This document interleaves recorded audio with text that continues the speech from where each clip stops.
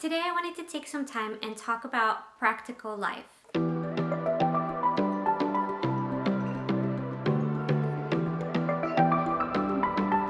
Mixing pie?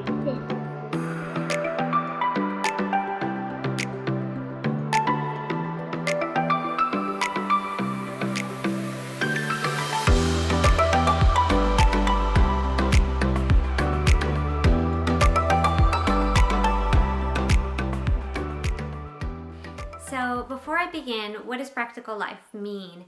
Practical life is basically, as the name says, just anything that you do that has a purpose for your real daily life. So anything that is cleaning, cooking, folding clothes, doing the garden, anything that's like a task or maybe even called a chore, that's what Montessori would call practical life. And so today I want to share with you a little bit of what I've learned about how to introduce practical life with our children. I have two kids. I have a just newly turned 5-year-old and an almost 3-year-old. And so I'm going to talk to you a little bit about how I introduce or how I share with my kids on how to do practical life from a toddler point of view as well as more of a preschooler point of view. So the first thing that you should know is that toddlers absolutely love to be involved in anything that you are doing. So if you have seen your kids tugging at your pants when you're trying to cook, or playing with the laundry, or messing it up as you're trying to fold it, really all of those signs are signs that your toddlers want to be involved in the work that you're doing. At this stage, toddlers love to mimic their parents, their caregivers, the people who are around them. And so by actually involving them and allowing them to practice these skills, they can actually do a lot more than people think. And that was one of the discoveries of Montessori. She discovered that children wanted to be involved in these tasks and they wanted to do it, and why not create an opportunity for them to be involved, to do something that was meaningful in their life, and that way feeling that desire that they have to be a part of the home or a part of what gets done in their daily lives. So I just want to give you a short explanation on how I get my toddler involved and doing that practical life work. So I'm just going to give you an example of cleaning a table. After breakfast, I go ahead and I tell my toddler that we're going to clean the table, and this is how I would do it with him. I would bring a rag or a sponge or anything that I'm going to use to clean the table, and have one for myself and have one for him.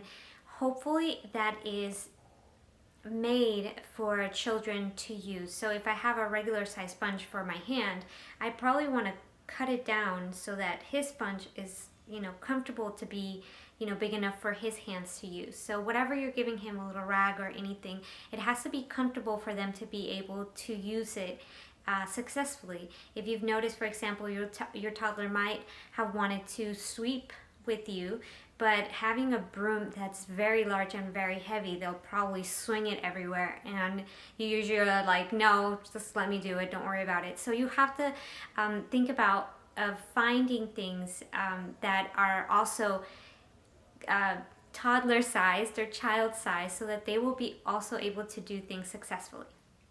So going back to the table, I go ahead and I place a little rag for him, and I have my rag, and I say, I'm going to clean the table. Would you like to help me?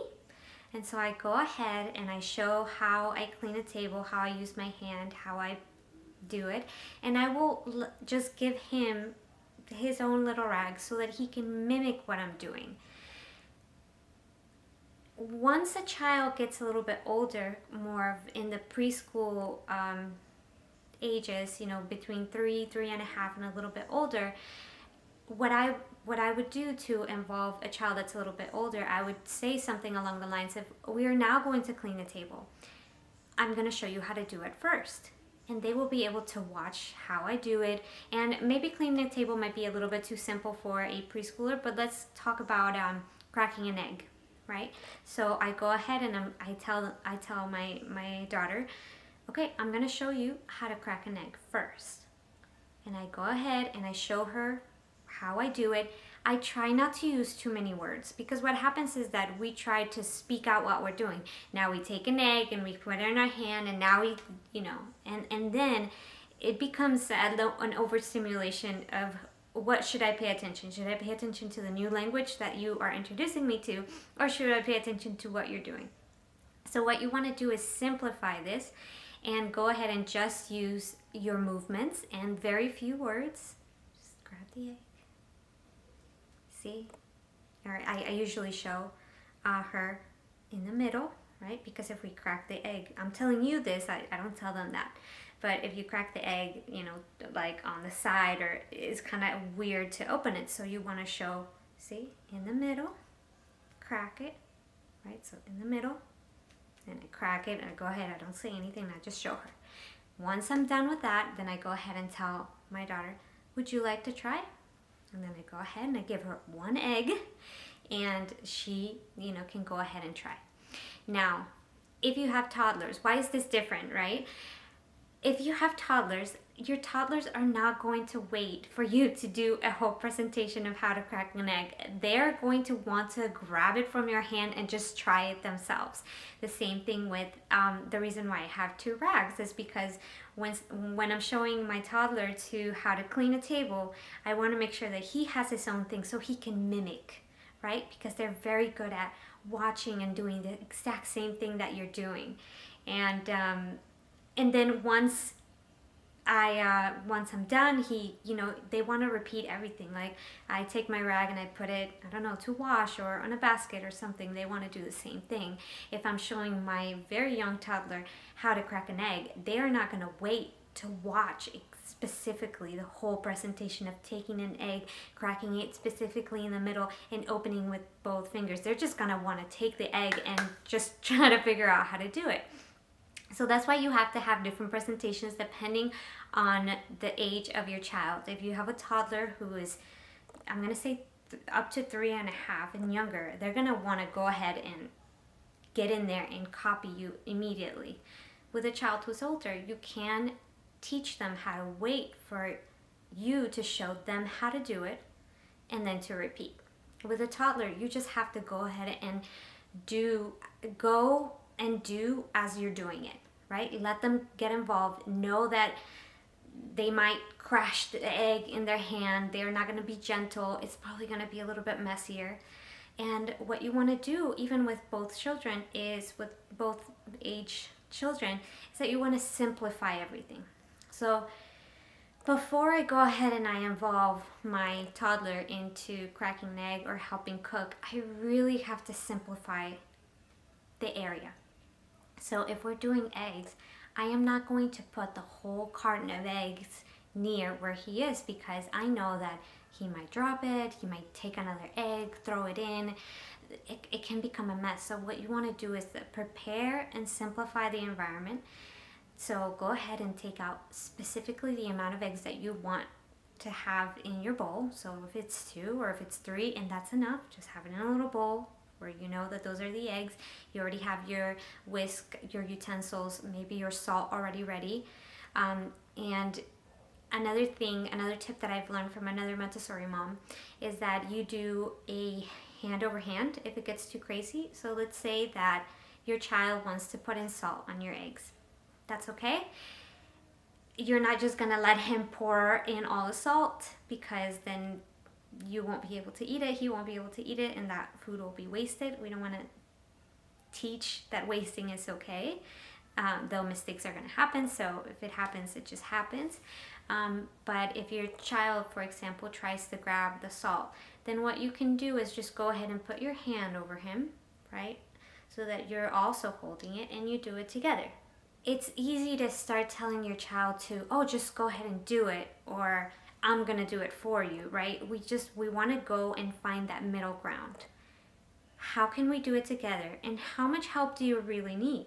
Because as I start seeing that we've done let's say the cracking of the egg or the cleaning of the table enough times, and I see that they're starting to be more and more successful with it, I can step back a little bit and allow the child to be able to lead and to do it if they want to, and be there to catch them if they make a mistake, or to help them if they start getting frustrated, or things start getting out of hand.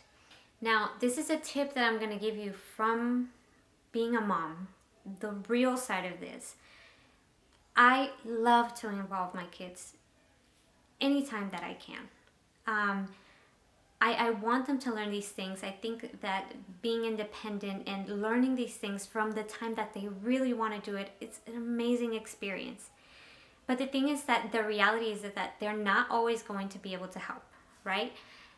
There are times when you are getting your kids out of the door, where you don't have enough time in the morning to make sure that your toddler is helping make breakfast, and at the same time make sure that your whole family eats breakfast at the same time, or one day you just really need to get out of the door at a specific time, or you just really had a really bad day and you don't have the patience to work with your child at that very moment. As a mom, I want to tell you that that's totally fine to say, I know that you want to help, and I'm going to give you another time or another opportunity to help, but right now I need to do it. Right? I want you to find the times where you can let your toddlers help, where you can involve your kids. If Saturdays and Sundays are like the days where you would love for your kids to help clean up or help, be involved, then those are the days that you can do it. Or if your kids want to come and help out at night, or anytime that you find it relaxing and that is going to be a good environment for you to be able to give them those opportunities. Now, the other thing is that do give them those opportunities. Find the time when you feel like you can involve them, that you can go through this process. Learning how to be patient with them is something that you have to, it's a learning opportunity. You have to learn how to do that. I had to learn how to do that. I didn't grow up being able to help as much as I would have, I think that I would have liked to. And so I struggled at the beginning to be patient and to wait for my kids to slowly put in the things, or to make a mess, or there's a lot of patience that is needed for this practical life work. And the more that you do it, the better your kids will get, and the better that you will get at being patient with them, right? So if you are allowing your child to peel an orange or peel a banana, and they're taking forever, take that time to be calm, to breathe in, to allow them to do it, because it's a good opportunity for them to learn how to do it. Once they are a little bit grown up, they'll be able to do it as fast as you can, and you won't even have to think about it. They won't even have to ask you to peel anything for them, because they absolutely know how to do it, have the skills, have had the time, and they're not going to take as long. So be encouraged that that time will come. Dealing with toddlers and preschoolers is an experience, and it's an experience that can be really enjoyable when you go through that process of learning with both of them. I hope you found this video encouraging, and just make sure you like this video if you like watching some of this content, and don't forget to subscribe. And just make sure you also check out my Instagram. I share so much more about Montessori on my Instagram on a day-to-day. And I hope that you guys found this video helpful. Thank you guys so much for watching. See you next time. Bye.